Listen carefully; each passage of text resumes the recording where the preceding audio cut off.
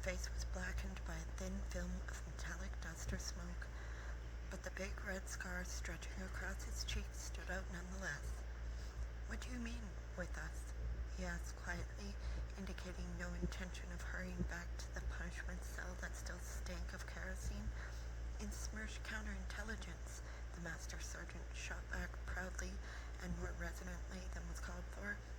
The counterintelligence men used to love that tastelessly concocted word, SMERSH, manufactured from the initial syllables of the words for death to spies. They felt it intimidated people. "And with us, we do it slowly," he replied the senior lieutenant thoughtfully.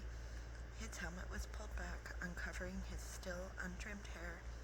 His oaken, battle-hardened rear end was lifted toward the pleasant, coolish breeze.